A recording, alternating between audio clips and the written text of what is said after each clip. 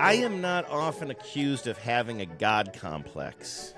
I have a lot of complexes. A God one is not one of them, as far as I know. But I will say that I spent the last, half a year creating my own ecosystem, which I then destroyed with one fell swoop yesterday, Hannah. And maybe this is how God complexes begin. Remember a while back, hi, by the way. How you doing? Hello, She waved. well. She waved silently. I was recalling how we did some shows based on a theme that I could never describe very well, but it was basically like, send us stories of things that you let specifically accumulate with dirt and grime so that it's going to be super satisfying when you finally clean it. And I don't know if I mentioned this at the time, but one of those things for me is the collection basin in my basement dehumidifier. So it's a newish dehumidifier, maybe 3 years old or something. It's sparkling new when we got it. White plastic, right? And it does have a little filter in there because it's essentially filtering air, right? And I got to clean that filter every now and then. And that's kind of satisfying to dunk that in the sink and seeing all the little otherwise invisible grime kind of come off it. And all the stuff that, like, didn't make it into your lungs or into the right. walls of your home or whatever, yeah. I do, when I'm cleaning that thing, I do wonder, like, this must be a little bit of an air purifier, too, even though it's not sold as that. It is catching these particulates that I'm cleaning out in my sink in a way. But the thing about the basin where all of the water goes, so it's just, sucking in air all the time and then separating out the water and then putting the air back out. And the place where the water goes isn't... If this were an air purifier, I'd be really icked out by this because I'd be thinking I'm pushing all that back out into the air, sort of, by not keeping it clean. But this is just the basin where the water goes, essentially the wastewater goes. And so at first, when it's clean, it just accumulates in there. But over time, it becomes like the pond in the backyard where I grew up, where it starts to get a little slimy. And then you look way down in there and it's like, oh, got some brown guys down there. Just a film. But you have to, it'd be a pain in the ass. It's like also underneath a piece of plastic that you have to take off to get under there. So I just let it build up and it got real bad. And then yesterday, all I do is I take a bottle of like bleachy bathroom cleaner, like Clorox or whatever it is these days, and I just spray the hell out of it and just walk away, and then I come back, and all of that life has seeded ground to the bleach, and then you kind of hose it out in the tub a little bit. But I gotta say, pretty satisfying. Gross as hell, but satisfying. Extremely gross, but very satisfying. I wonder if they make those things in white plastic specifically so that you can have that satisfaction. 'Cause I feel like you could just as easily make it in another color. Oh, that's a good point, though. Even if I weren't a gross boy trying to kind of create that mess so I can clean it up, I would be icked out if it were dark inside there. Like, not seeing it would be way more upsetting to me, I think. Yeah. You need to see it to take care of it. Yeah, I guess if it wasn't white, you might let it linger a little longer. It's the same reason that, like, when you have filters, they usually are a lightish color so that you can tell, like, if stuff is icky. Do you drink, for a few questions here, you drink coffee, right? Yes. When you drink coffee, are you putting any kind of creamer in it or anything that makes it a lighter color? Nope. Okay, so you're drinking black coffee. Good, I am talking to the right person. How do you feel about drinking black coffee out of a black mug? We have one black mug, and I don't use it very often. Yeah. But it's also just not one of my favorite mugs. Uh-huh.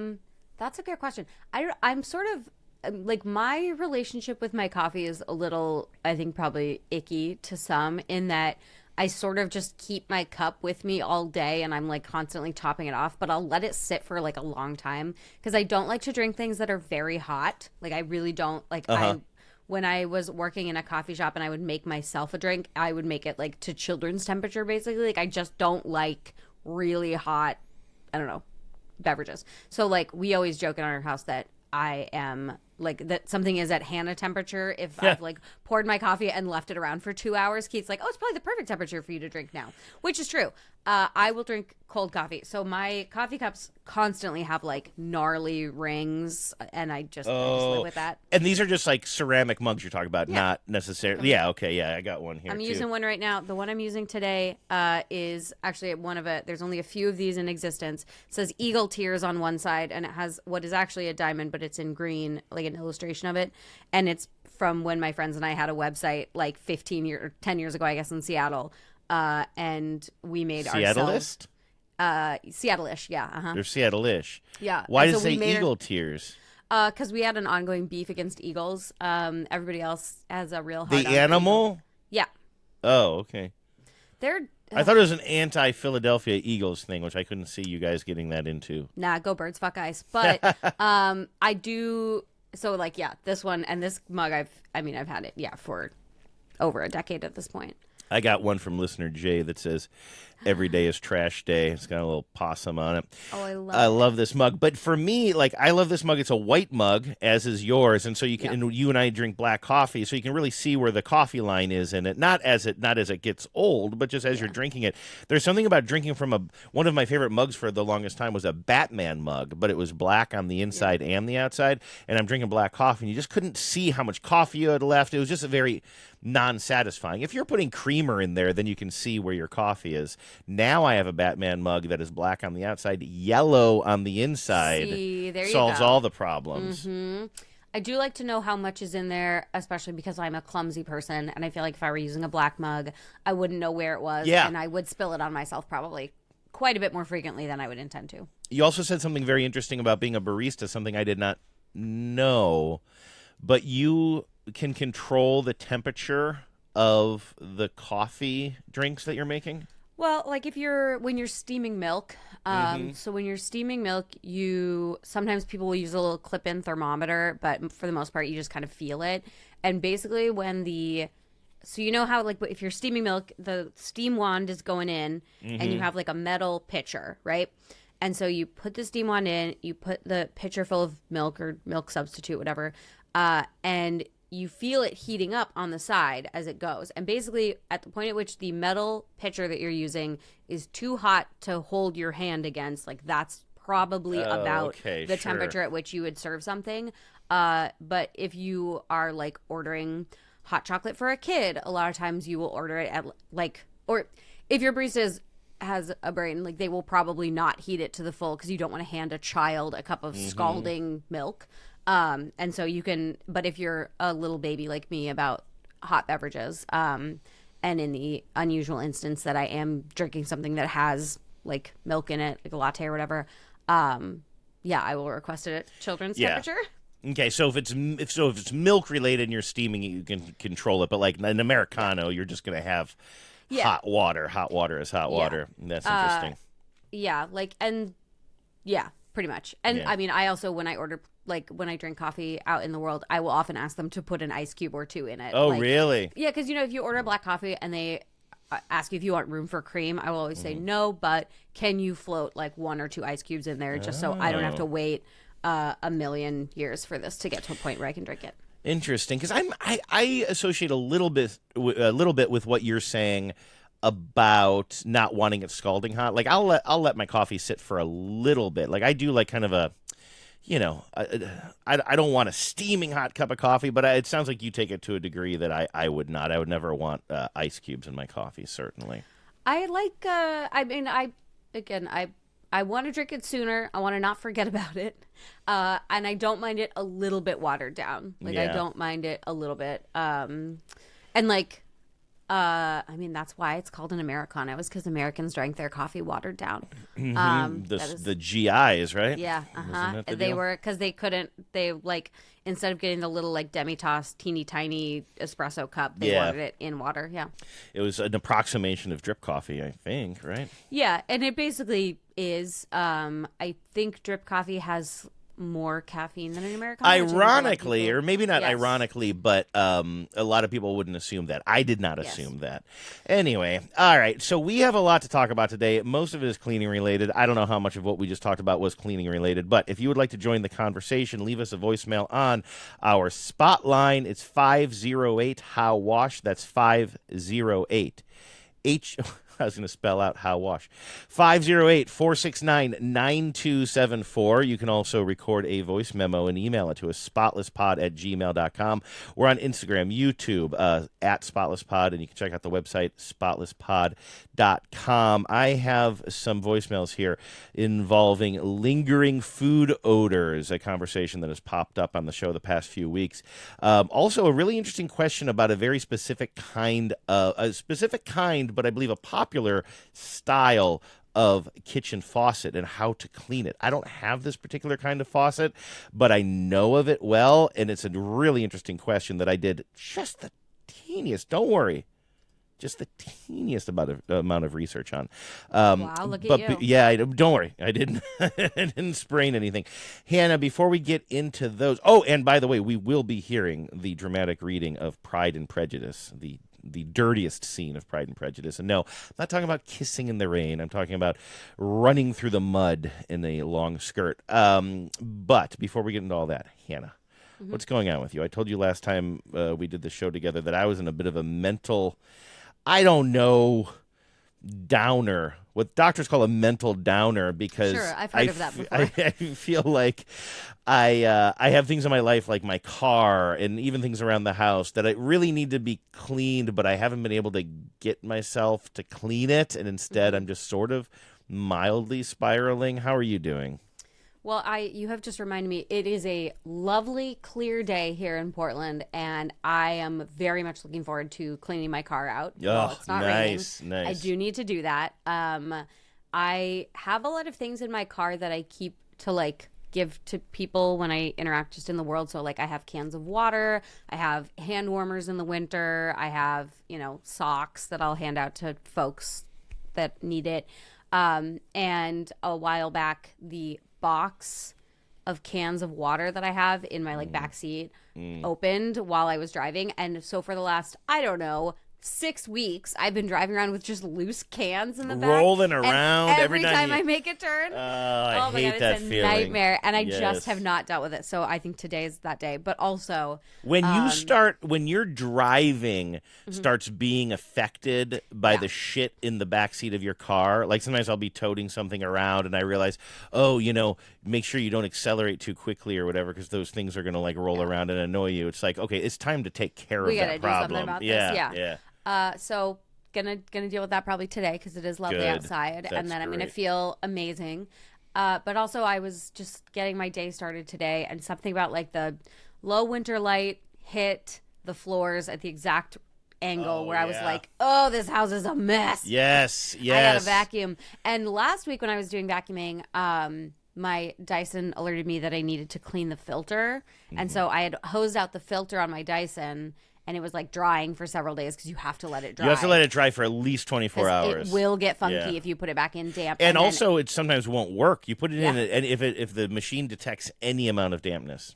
Yeah, and it does. It will stink up your house, like damp. Because I tried to do it one time when the filter was not all the way dry, I guess, and I started vacuuming and I could smell it that it was so it was sitting on the counter drying. It's ready to go. So I'm very much looking forward to doing some vacuuming, some cleaning.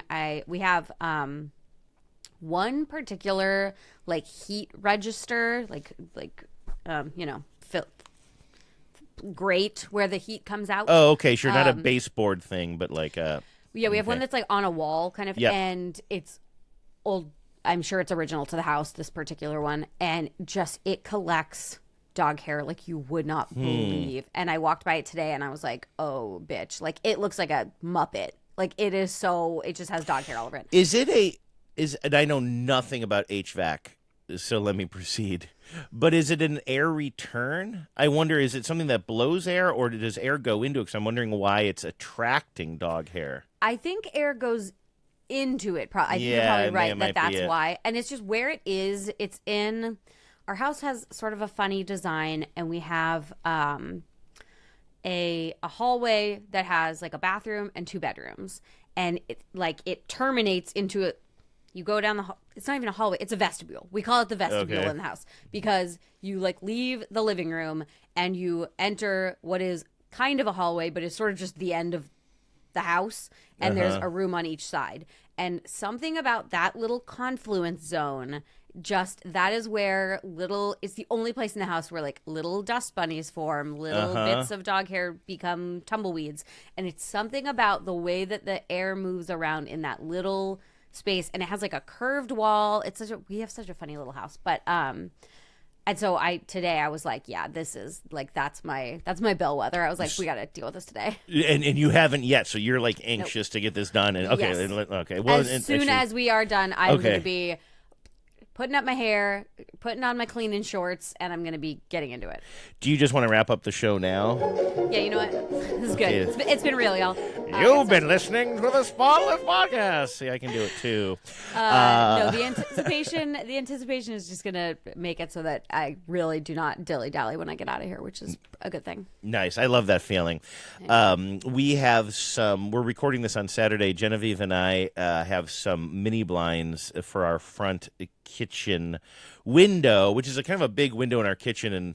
And you're really on display. If you're in the kitchen, you're on display for anybody who's walking past the house, even though we have kind of these high hedges or whatever. When you walk past this one area, especially at night, if any lights are on. And the mini blinds do a pretty good job of, like once we close them up, they do a pretty good job of protecting our privacy, but they've been in bad shape for a while. They just came with the house, and they were just kind of starting to fall apart, and we kind of have it rigged in this way. But anyway, we got some new mini blinds, some kind of they're more like the ones that are hanging there now are more like just the classic mini blinds you would see in any apartment at any time, especially I don't know if they're still as popular as they were when I was a renter and in college. But what we're replacing them with are like kind of thicker, almost like they're like they work in the same way, but they're going to be like 2 or 3 inch slats that sort of, and thicker, that sort of like kind of will move up and down. Yeah. Okay. A little bit sturdier and hopefully maybe a little bit nicer looking or whatever. So Vives and I are thinking about putting those in today, but we're recording this on Saturday, and so I also have a football game that starts at 5 p.m., a very, very big one. So I'm trying to figure out if we get into that project. No, I haven't followed the Browns in a while because they signed a really, really, really, really, really bad person several years ago, and so I've been out of the loop on them. But the Seattle Seahawks are playing a big, important playoff game today, which our listeners, by the time this posts on Monday, will already have known what happened. But anyway, so that's our little project for the afternoon. No need for me to get into that. Let's get into this. Straighten up and fly right. Straighten up and fly right. Straighten up and fly right.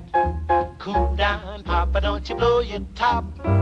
Ain't no use in diving. The blinds we're getting are white cordless faux wood blinds for windows with 2-inch slats. I think I said 2 to 3 inches, so I was wrong about that. Fun. Yeah, Maybe so we that'll need to be get nice. New blinds. Ours are the like the accordion fold, kind of like papery, fabricy kind of guy. But the kind that are they come from the bottom and the top. But is it the kind that are like really kind of tight and it accordions, or is it they're kind of the big cloth ones that kind of flop? Maybe there's like 3 or 4. They're like tighter, like the accordion kind. Oh, okay. But they're like encased, right, as opposed to like out. And but they're the kind that drop down from the top and come up from the bottom, which is really nice. Oh, because it's like wow. very it's very like customizable. But they are like so many other things that came with this house.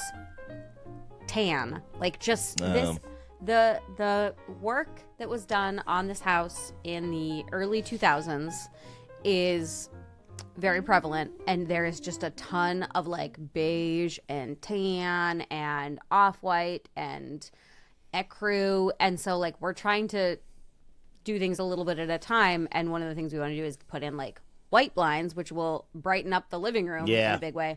So I'll be curious to hear how your blind installation goes. Yeah, sounds good. And it's one of those things I really, in all seriousness, like Genevieve does all of the home improvement projects like this, even the ones where I'm like, okay, I'm going to help on that. And this is like maybe a month or 2 ago, Genevieve wanted to replace the ceiling fan. We have like 3 ceiling fans in this house, and like most ceiling fans, they were hideous looking. Like the average ceiling fan is ugly unless you're like going out looking for one. That it was just like your standard Home Depot, like with 3 little bulbs coming off it, And Genevieve found a much nicer, cleaner, version online, modern-looking fan. And I said, okay, I'm looking forward, because I need to learn more about all the little things she doesn't even think about when she's installing stuff. Like, I've never had to install something even in the wall that has an anchor in it. You know what I'm talking about? Yeah. Uh-huh. And like I wouldn't even know how to do that. Genevieve does that in her sleep. You know what I mean? And so I have a feeling this project may go like a lot where I say I want to help, but at a certain point, it's just Genevieve, her will to get it done, and maybe her will to not have my fat fingers involved will mean that Genevieve will just end up doing it herself. But my intentions are really good. I would like to do more of that stuff. Okay, so I'll let you know how that goes on the next show. In the meantime, they'll be easier to clean too, I think, by the way. That should be something to talk about than just standard mini blinds. But let's talk about food odors. We were talking about this on the show. I don't remember exactly why it came up or why it's why it would be important why it came up. But we were talking about how sometimes you cook something really nice in the kitchen and it smells for a while, but like, you think of baking a pie or even, I don't know, slow roasting something, and then the kitchen smells really good, but then after a while you're like, ugh. The next day maybe you come home to it and you're like, oh, it still smells like that beef or whatever, right? Yeah. And like, where is the line between something smelling good and something smelling like it's just been hanging in the air for either too long or hitting your nose the wrong way? And I think Anna hits on a couple of really good points about when it doesn't hit right. Hi, Hannah and Andrew. It's Anna from the Greenwood neighborhood. Did I say Hannah or Anna a second ago? You said Anna. Okay, good. It There's can a be lot hard of to tell sometimes, though. And also, my mouth is always way out over my skis. Hi, Hannah and Andrew. It's Anna from the Greenwood neighborhood of Seattle, listener number 9. And last night I went to bed, and my son is home for the holidays, and he stays up very, very late. I mean, he pretty much is a vampire. And so I had made for myself some gailan, Chinese broccoli with mushrooms, and he had a few shrimp, and he stir-fried that with the veggies, the gailan and other stuff, and some soy sauce. And the smell was so strong, it woke me up. I mean, woke me up to the point I could not go back to sleep. It was so strong because shrimp, it's just one of those things. He didn't overcook it. He didn't burn it. But he also didn't have the vent on. So I'm glad you brought up that always cook with the oven vent on. I had to get up, open my windows, point the fan out the window. I never really did go back to sleep. I woke up and went for a jog and came back and could still smell it as strong as ever. But it is just funny that you brought that up because so many times when you talk about cooking smells, I think of the kind of smell of, I made a pot of chili and it lingers for a day or so. And that never bothered me and it didn't stick in my clothes. But I think the thing is anytime you have a lot of oil, he cooks with more oil than I do and he eats meat and I don't. So also the smell of that. But that's why I will never deep fry things. I made air fried latkes this Hanukkah because I just cannot. If I deep fry something, it's in the house for a month. And they turned out pretty good. The air fryer is great for that, just so you know. Anyway, love the show. Happy holidays. Bye. Oil smell. That's a really good call because I'm thinking about the times when a smell especially has lingered on me and it is a lot of times it's oil. And like the more I think about I'm really thinking about this now because it's true with like popcorn smell, right? Like that's because of the oil, really. That's a very good point. And also a couple of things. The idea of somebody else's food. Now, this doesn't always hold true. Sometimes if I'm cooking in the kitchen and I'm just like, at the beginning stages, maybe heating up some, oil and garlic, or maybe I've just got some onions in there, or geez Louise, certainly if you're cooking with butter, like Genevieve will come in and be like, oh, it smells great in here. And it's like, I've done literally nothing. So I'm not, sometimes smelling somebody else cook is a very nice thing. But if you're not into that food and you're in just a different mode, it's not like 5 o'clock and you're starting to think about dinner. It's 1 or 2 o'clock in the morning and you're asleep, and then you smell mushrooms and shrimp being cooked downstairs and soy sauce, and it's not yours, and you don't even eat meat or shrimp, And I have it's not that I don't eat meat or shrimp, and I eat all kinds of seafood, but it's not my preferred thing, and so the smell of fish for me can be like a real triggering thing. If somebody else were cooking fish, I might be, oh my god. I imagine too there's something about being asleep and your asleep brain being like, something is occurring in your household right now. Yeah. Like, even if it smells theoretically good, Yeah. I still think there's probably something about your brain that's like, hey, Yeah. why are we smelling this right now? That it would like really pick up. And yes, hood fan on. I'm guilty of forgetting it all the time, especially if you're cooking with gas. You should always have the hood fan going. We finally are getting a new range and oven in, and we are finally getting off the gas, and we're not going to have natural gas in our house anymore, and I cannot wait. And if I never have to clean a fucking gas stove, where you have to lift up the iron. I cannot wait. And I know you just made the opposite switch. It is, oh my God, I hate it so much. And I feel like too, that's got to be part of the smell also, is like the oil spatter. Like if you get oil out of the pan and if it gets on that the iron, like things, like probably, because those are hard to clean in and of themselves. Just and the actual grates, those heavy black grates. Yeah. I wonder if that's like also part of something that like grabs onto the smell. Are you getting what I always blank on? Is it Invection or what do you call those stove? Induction? Induction. Are you getting an induction? Yeah, we're getting like the glass top because I just cannot. My kingdom to be able to just wipe the stove and walk away. The fact that the gas range makes it such a production to clean every time. You cannot just wipe it around. You have to remove parts. You have to move like, and I don't know, like maybe they all aren't like this. Ours is pretty old. But not only do you have to like take the grates off, you also then have to take off the little discs because, at least for mine, I can't wipe around them. They will fly off. They will, something occurs. The little thing underneath is pointy. I am forever scraping my knuckles trying to like get around it. There's just so many parts to this, and I cannot stand it.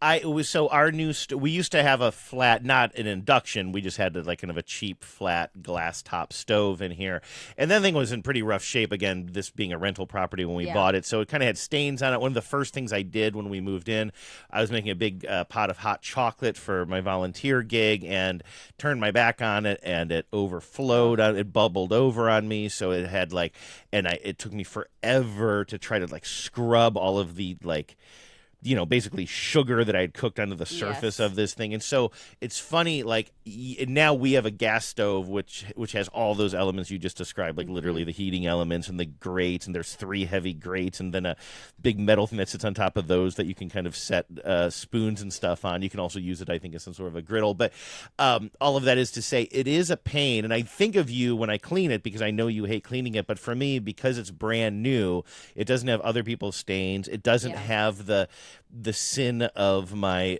overboiled hot chocolate in it anymore. Like, it's so satisfying for me to clean it. Like, what I do, for the record, since this has come up before, this is how I clean that thing. So yeah, do tell.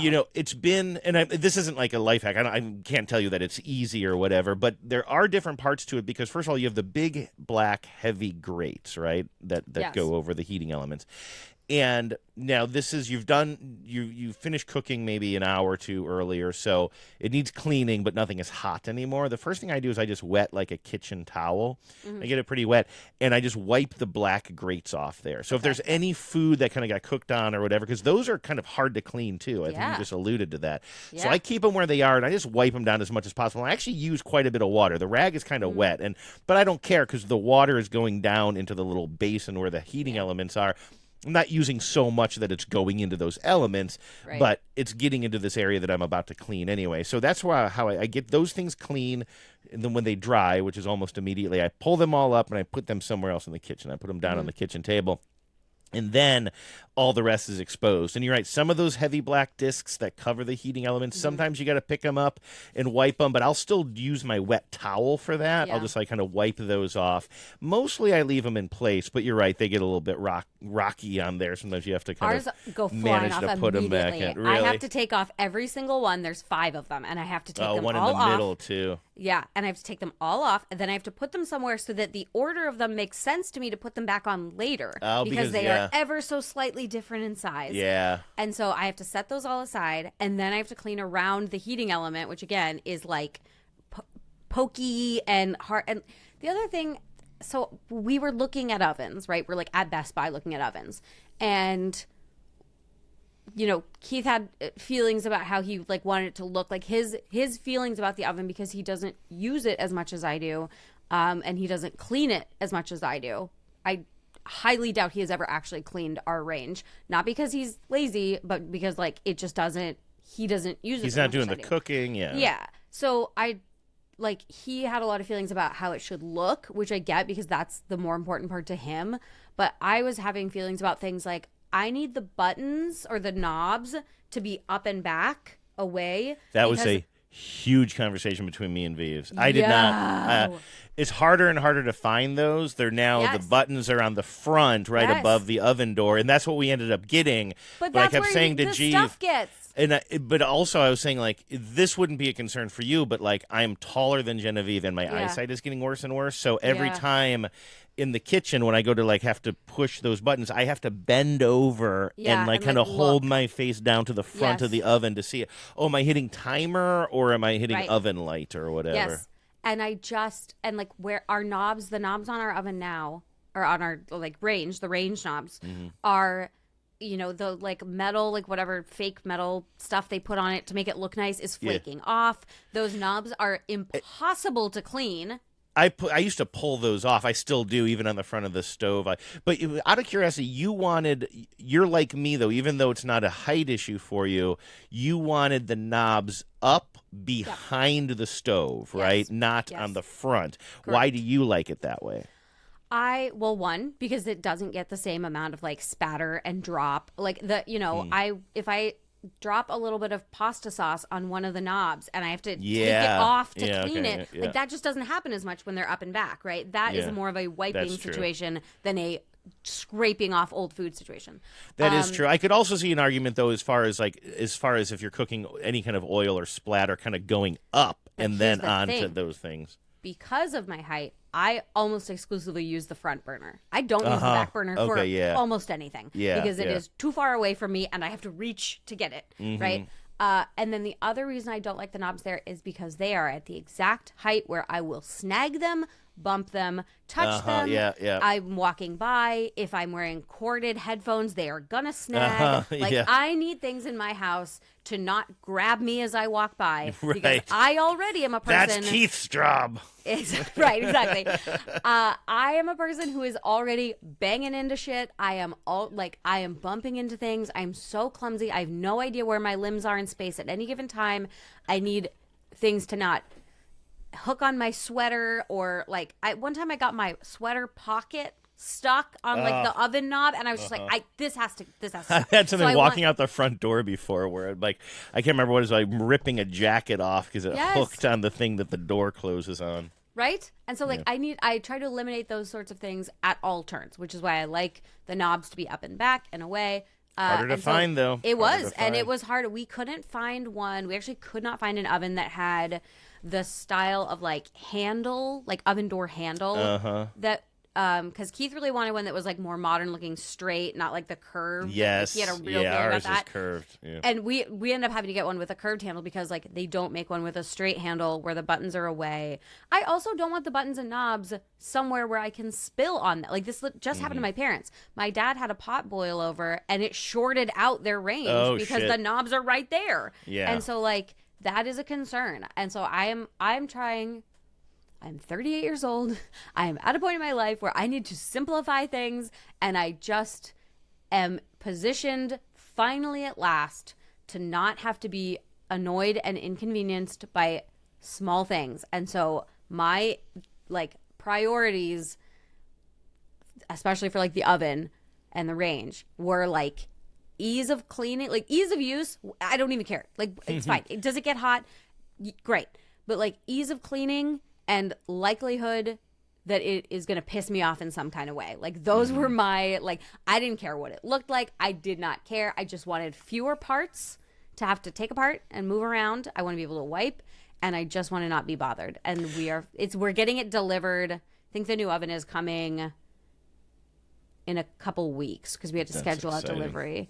Oh my God, I cannot wait. I can't wait. So did you have to install? I do want to come back really quickly to some more cleaning tips for these stoves that I'm talking about. Mm-hmm. But did you have to install because you're going from gas to electric? Mm-hmm. So do you have to install a different outlet for the electricity? No, there's an outlet there, and we already, because of some other work we did on the house, we already have expanded the nice. electrical panel in our kitchen. Like, we already did that. We already added Nice. another plug and stuff because we just had to do that for a couple of things.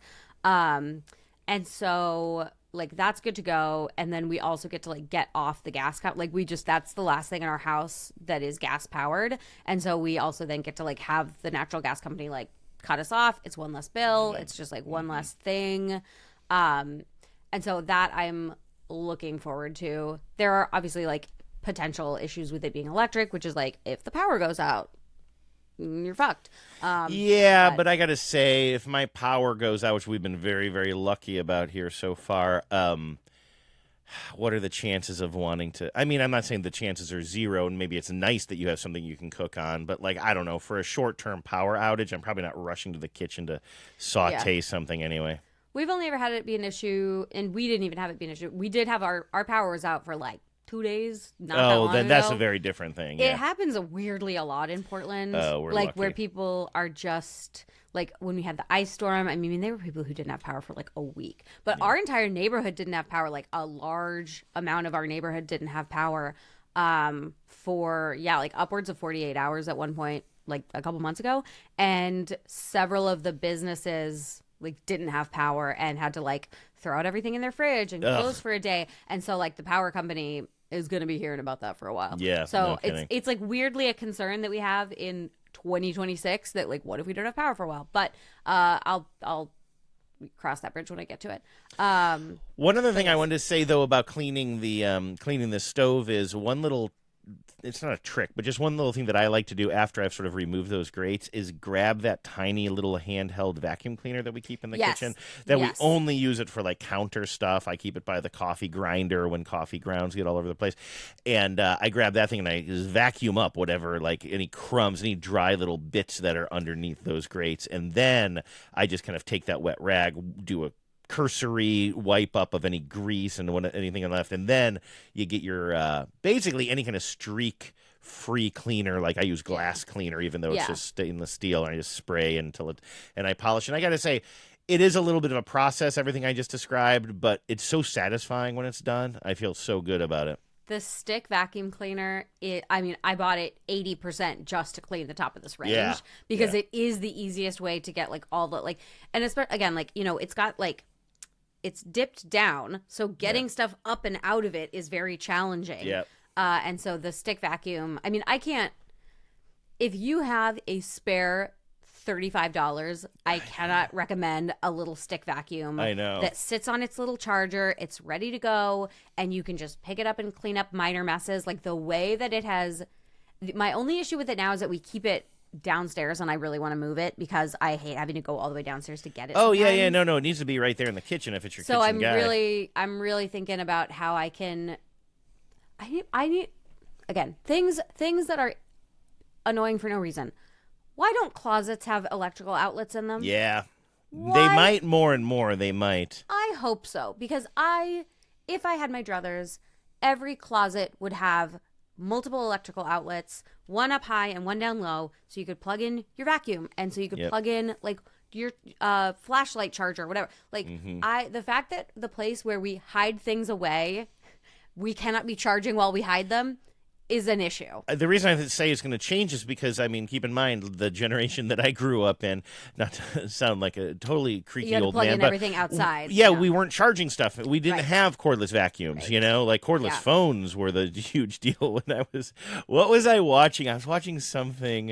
It wasn't a TV show. It was just some sort of like online video. I don't know if it had gone viral or what it was, but I was having a little bit of trouble kind of telling what the era was until I saw somebody on a phone. It was just like a cordless landline phone. I was Did like, it have oh like yeah. the antenna like shh?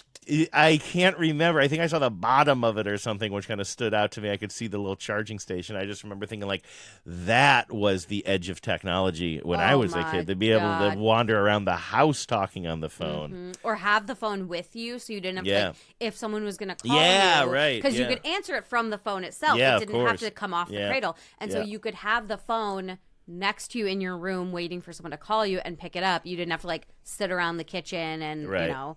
I didn't really have to wait for people to call me. They called me pretty much. I mean, right of away. course. Right, Obviously. of course. All right, let's move on. I thought that this next voicemail was an interesting question / kind of conundrum. It stays in the kitchen, and this is from listener Andrea. Hi, Hannah and Andrew.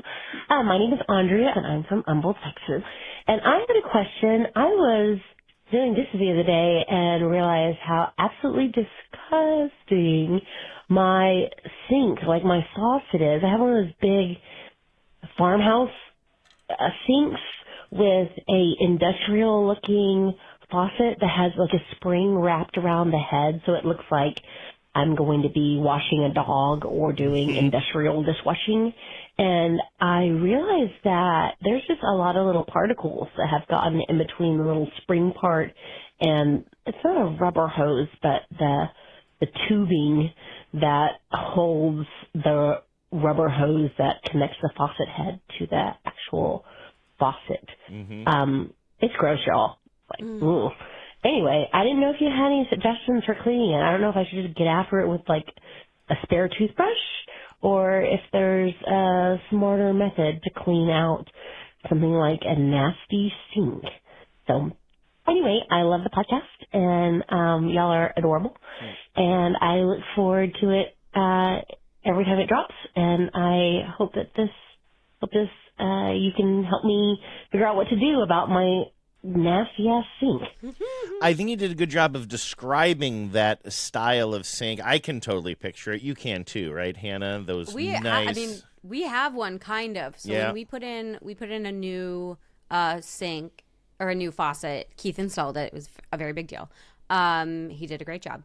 We did put in a new faucet a while back, and I think they call it like the gooseneck kind of guy, right? Where it's like big and up and over, and it is really nice. And yours is the flexi kind, the kind that bends every which way if need be. Yeah. And so it has like a hose, right? Like a metal hose, and then it does have that coil thing to hold it in place, right? Exactly. So that it is tough to clean in the same way that like mini blinds are tough to clean because you have to get in between some spaces. And it does. Ours doesn't get too gross, I think, just because of where it is in the kitchen. Our sink is like in the corner. We have like a window corner where the sink is. And so like there's not a ton of stuff getting on it. It does get dusty. So I do have to get in there and dust. So I usually will wait until I haven't been using it for a little while. So it's dry, like I haven't been like doing dishes or whatever. And then I will come in with like the Swiffer duster and kind of, knock stuff about and then clean the counter. I do have a designated toothbrush that I keep under the sink for little jobs that I find very handy. I also have the Clorox 5-in-1 tool that I got like 2 years ago that I'm still obsessed with, that has like a little, like a brush, like a toothbrush brush, but then also I don't know how to describe it. Instead of having the bristles all on one side, the bristles just shoot out, right? Okay. Yeah. So like that is really good for knocking stuff that off almost of like it. a tiny bottle brush almost. It's just got bristles coming out of all sides. Yes. Yeah. And then the nice thing about the Clorox 5-in-1 tool is that it also has a little rubber nib on it, so you can take that and kind of scooch stuff off. It is a time-consuming thing to really clean. Now, if what you have on it is hard water or like buildup, I'm guessing this is kind of like, I'm guessing we're getting into some of that moisture buildup stuff, like probably a little gunky goo, under, and I'm guessing that it's in the area mostly on the inside of this contraption. So it's like between the metal hose and then the inside of the spring. Yes. And so that's the thing. For this, I would recommend Probably something in the nature of like a CLR, like something for specifically like, and it depends. I mean, she's in Texas, right? So like, they might have hard water there, so it could also be like crust. But either way, I would say something that is a like bathroom and kitchen cleaner that deals with like rust and, you know, probably has some citric acid in it. Be careful with anything that has bleach in it because Yes. because I'm assuming that a lot of this is stainless steel, certainly the device itself, and maybe even that big sink too is stainless steel. So you want to be. I know you can use a little bit of bleach in a very diluted kind of setup, I but wouldn't use bleach but on that. very I would start with just like I use that pretty mild all-purpose cleaner from Grove where they send you the concentrate and you just pour it into a cleaning bottle with some water. So I know it's not super, caustic or anything. And I would honestly spray something like that on there and just let it sit for a while too. Just see what the And be cleaner like generous can do. with it. I think the other let thing it is, too, soak. if you have a spray bottle that can do the stream instead of the spray, I also might try that because sometimes being able to like shoot the cleaner in the gaps can be really helpful. And I think you're right. Yeah, like a mild degreaser. I think this would probably be a good job for like the dish soap and water mixture that also works well for glass because it'll make it shiny and it'll help break down the grease. I think vinegar is one that a lot of people use on sinks because I think, correct me if I'm wrong, but I think it also like kills bacteria, and so that can help with the goo.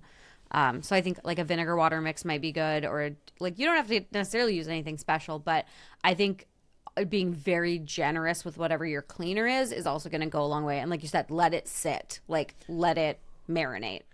I did not realize until this very moment that there's actually a subreddit. I mean, of course, there's a subreddit called Cleaning Tips, which I am joining right now as we speak.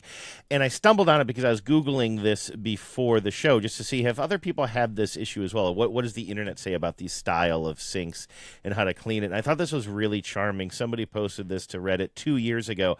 Other than, I guess the subject line was cleaning springs and hose on kitchen faucet.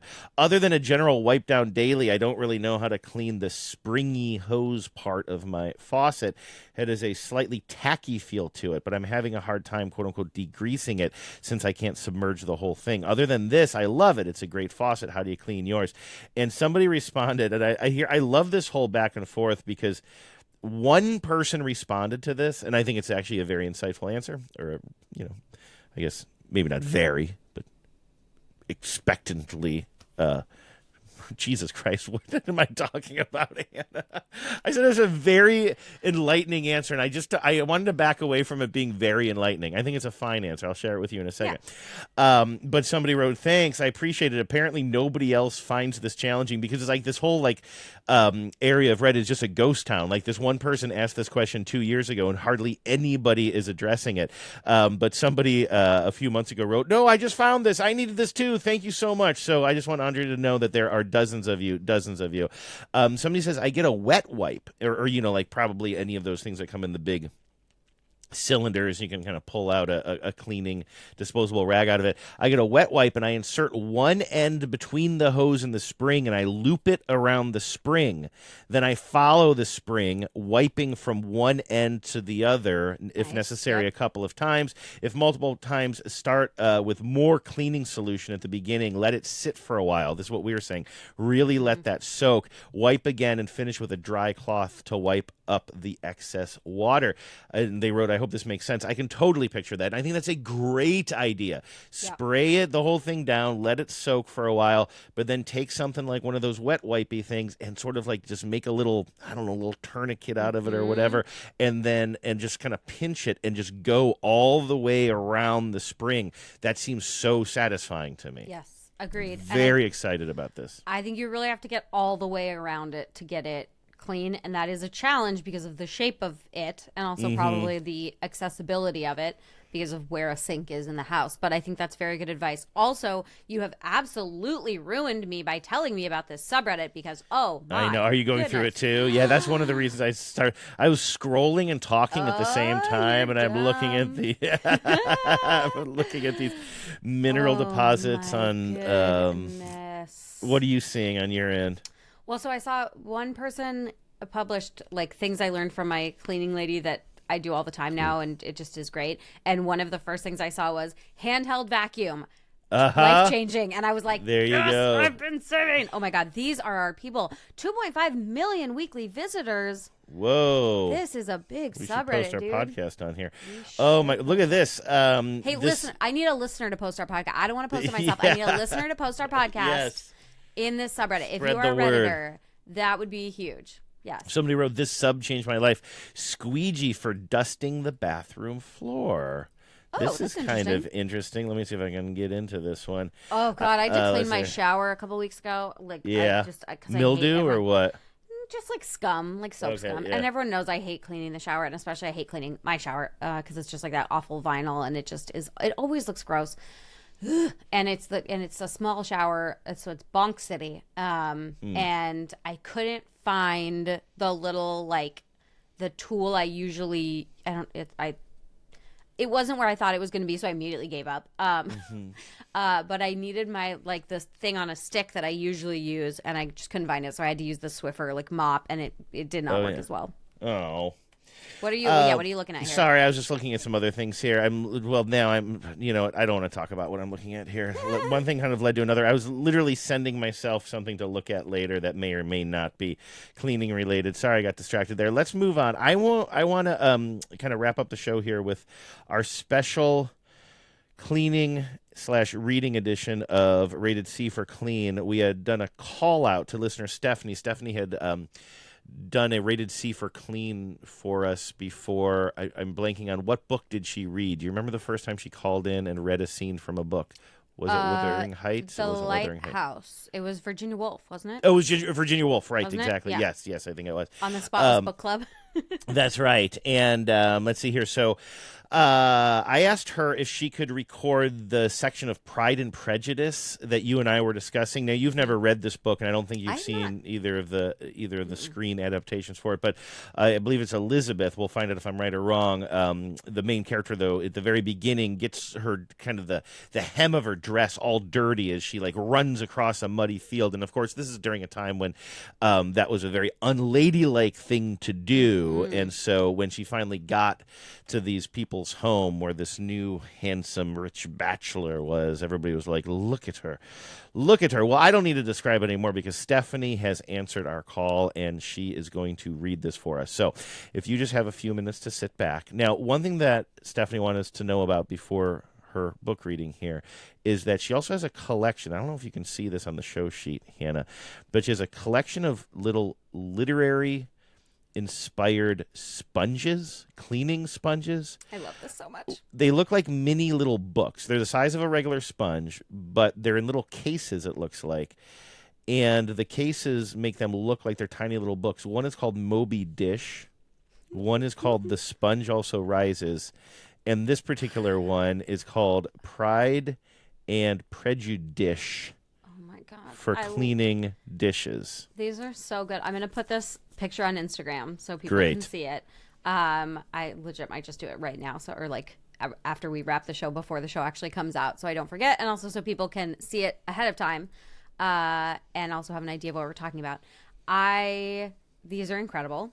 Obviously they are just decorative because you could never use them. Right, they're too collector-y. Yes. I know. Well, and we talked a while back about decorative sponges because my mom gave me some decorative sponges, and I was like, these are just for being put out and making my kitchen cute for a moment of time. And while some people would hate that kind of thing, Keith is the kind of person who's like, don't get me decorative anything. I don't like things that are just decorative. I think this is adorable, and what a great gift for the nerd in your life who enjoys to clean and also likes books. They're you know what I really would well designed. The other thing I know they're very, very cute. They're very well designed. They don't look shitty. They look cute. I also, this is totally off topic, but I guess if you're going to post them anyway, I also like the little place setting that I see in the background of this photo of Pride and Prejudice sponges. It's just a very nice little, we don't have place settings on our table, but that looks like a nice little place setting. Yeah. Anyway, nicely done, Stephanie. All right, so without further ado, I am going to let Stephanie read to us from Pride and Prejudice, which I'm now having trouble not calling Pride and Prejudice for whatever it's worth. Indeed. I'll read one excerpt from chapter 7, where Elizabeth's skirt gets dirty, and then a little section from chapter 8, where there is some discussion of her appearance. Elizabeth continued her walk alone, crossing field after field at a quick pace, jumping over stiles and springing over puddles with impatient activity, and finding herself at last within view of the house, with weary ankles, dirty stockings, and a face glowing with the warmth of exercise. She was shown into the breakfast parlor, where all but Jane were assembled, and where her appearance caused a great deal of surprise. That she should have walked 3 miles so early in the day, in such dirty weather, and by herself, was almost incredible to Mrs. Hurst and Miss Bingley, and Elizabeth was convinced that they held her in contempt for it. She was received, however, very politely by them, and in their brother's manners there was something better than politeness. There was good humor and kindness. Mr. Darcy said very little, and Mr. Hurst nothing at all. The former was divided between admiration of the brilliancy which exercise had given to her complexion, and doubt as to the occasions justifying her coming so far alone. The latter was thinking only of his breakfast. Okay, so this is later. Elizabeth has left the room, and Miss Bingley began abusing her as soon as she was out of the room. Her manners were pronounced to be very bad indeed, a mixture of pride and impertinence. She had no conversation, no style, no taste, no beauty. Mrs. Hurst thought the same, and added, "She has nothing, in short, to recommend her, but being an excellent walker. I shall never forget her appearance this morning. She really looked almost wild." "She did indeed, Louisa. I could hardly keep my countenance. Very nonsensical to come at all. Why must she be scampering about the country? Because her sister had a cold? Her hair so untidy, so blousy. Yes, and her petticoat. I hope you saw her petticoat. 6 inches deep in mud, I am absolutely certain. And the gown, which had been let down to hide it, not doing its office." "Your picture may be very exact, Louisa," said Bingley, "but this was all lost upon me. I thought Miss Elizabeth Bennet looked remarkably well when she came into the room this morning. Her dirty petticoat quite escaped my notice." "You observed it, Mr. Darcy, I am sure," said Miss Bingley, "and I am inclined to think that you would not wish to see your sister make such an exhibition." "Certainly not. To walk 3 miles, or 4 miles, or 5 miles, or whatever it is, above her ankles in dirt, and alone, quite alone? What could she mean by it? It seems to me to show an abominable sort of conceited independence. A most country town indifference." I just have to say, These women are rough stuff. but also just like the fact that a woman walking alone Oh, yeah. was like so scandalous and distasteful. Yeah. Like, oh my God, she's just walking 5 miles by herself. Like, that is so...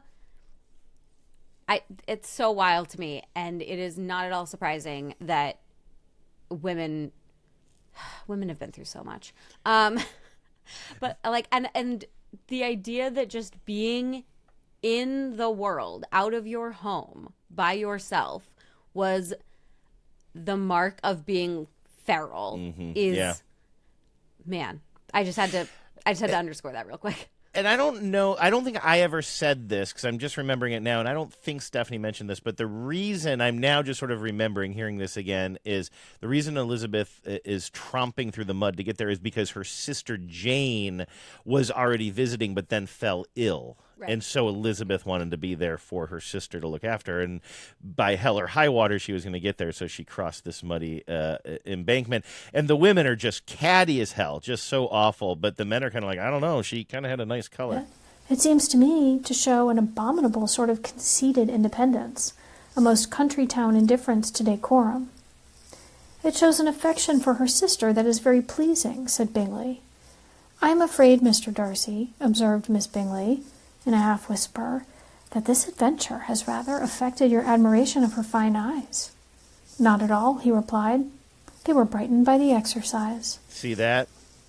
Yeah, Darcy knows. Bingley knows.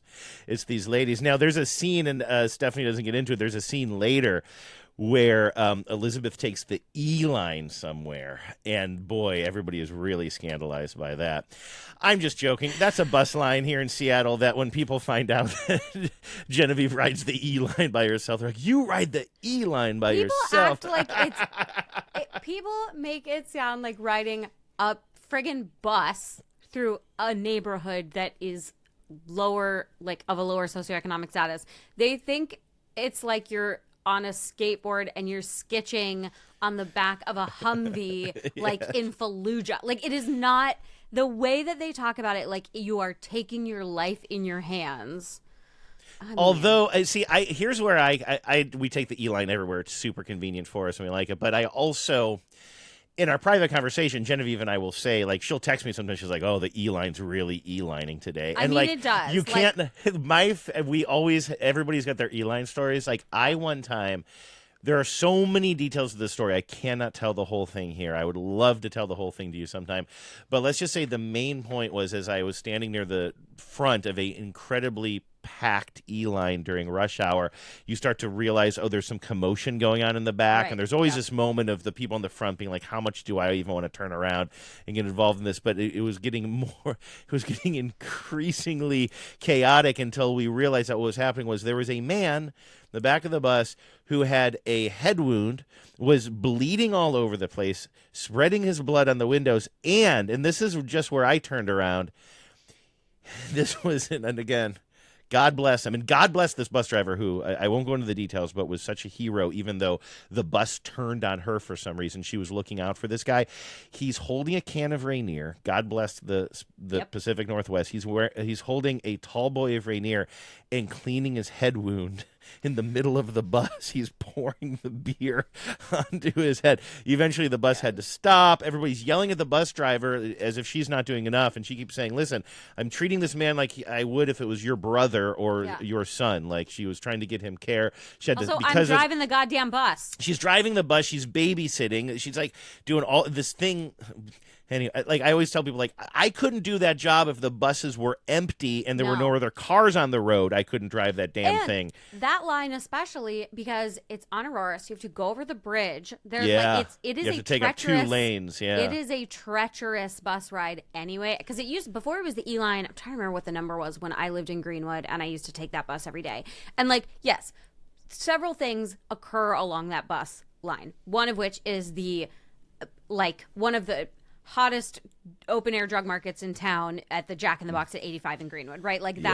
That Jack in the Box is legendary. And has been. But you're sort of. This is a little bit of a AM PM erasure here, closer to my. Well, sure, that's true, because that AM PM is also big. I would say that's. And it does, the further away from town you get, there are a lot of social services up there, and so there are a lot of folks who need social services on that bus line very often, right? There is a lot of transitional housing on that bus line, so these are all things that are true. However, what I will say is, for the most part, it's not personally dangerous to you as the rider.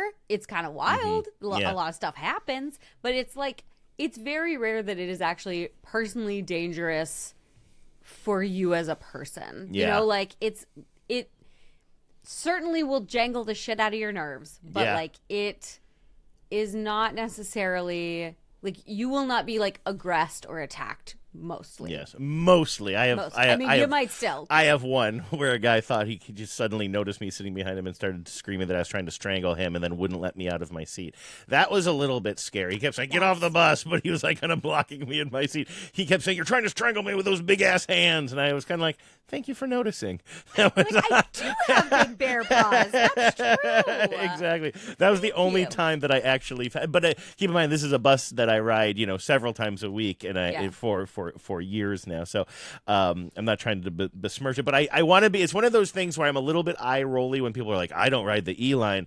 But also, God, do I love trading E-line stories with Genevieve. I mean, it is... we each have so many. Yes. And so then she'll just text me. She's like, the E-line's really E-lining. I'm like, the I know we... It was the 358. That's what it was. I was trying to... Was there an X after that or anything to indicate that it was an express? Just the 358. Well, so there was an express that would get you, that wouldn't stop in downtown at all. It would not stop until, I think, maybe it didn't even stop until 85th and Greenwood, but maybe a few stops before that. But it would just cruise along. But yeah, I mean, because I worked in Lower Queen Anne, and so I used to have to walk from Lower Queen Anne to Aurora and then take the bus to Aurora. Oh yeah. And it was pretty, there were some There were some times. That bus also famously, though, used to be called the 359, and then a person attacked the driver, and it went over the Aurora Bridge, and that was very, very tragic. When was that? In maybe 2000. Maybe before I got here. I feel like I'd remember this story. Now I wasn't. wait, I mean, that's a huge that story. And was- so they changed the name Oh, of the 98. line. Oh, okay. So Way back yeah, in that was 98. well Yeah. before my time.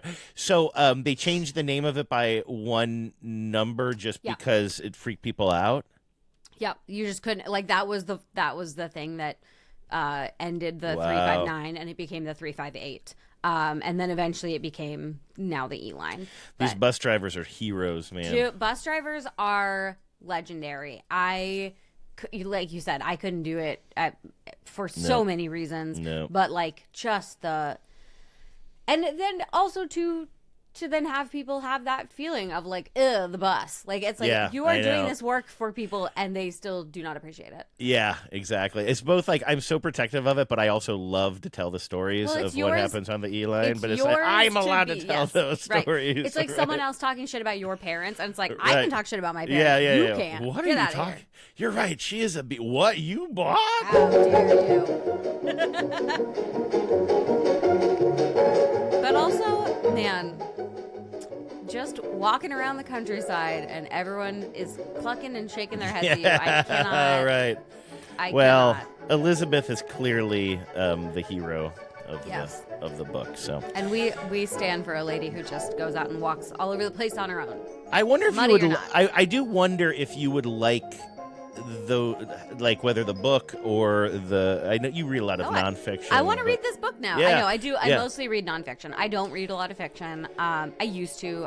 Now I don't. But I just don't know whether to recommend the BBC if you wanted to watch it, because I could see you with your little iPad going Yeah. around dusting things, watching it. The BBC miniseries is beloved, but it Wonder- is yeah. a little TV-ish and of Sure. its age as far as lighting and stuff is concerned. And then I believe it's. I should be very careful here after how That's the one many with facts I Colin got. Firth, though, right?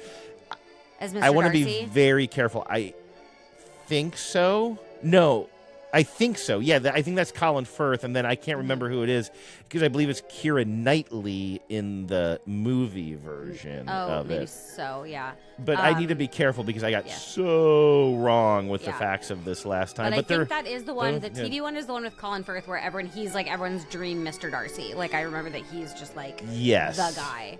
Yes. Ooh, and, yeah, young Colin Firth. What's up? Yes. I'm looking at Okay. pictures now. Okay. There you go. We got her. We got her. She's all right. in. All right. Where do Thank you think for I can doing that, find this? Stephanie. Where can I watch this? Oh, geez, Louise. I'll tell you where. I'm Keith gonna is have going Keith steal to it. download it for you from Keith Pirate is gonna Bay. take to the high seas. That's right. John his little eye patch and go. Pirate Keith. I never feel though more like a 18th century kept woman than when I'm like, my darling dear, Yes. will you right. steal this absolutely dog shit show that you have no interest in watching, Yes. but that I want to see some god awful it's never reality, but a lot of times it's just documentaries about the dumbest shit, and I'm like, can you steal this for me? And he's like, of course. Genevieve, yeah, I don't know that it's low quality television because I don't usually know what it is, but it'll be some weird series that, of course, I've never heard of. Yep. But Genevieve will be like, "Can you download the Kings of the Quonset Hut season 3 for me?" I'm like, I can. This is modern day masculinity. Though. This is how you men are providing for us. You are providing for us with our entertainment in these trying times. That's and listen, right. I And doesn't would've it been- feel good sticking it to the man too? In these ways? I would have been more than happy to continue to pay for my streaming services if they weren't constantly getting shittier and more expensive at the same time, and if I weren't constantly having to buy more of them.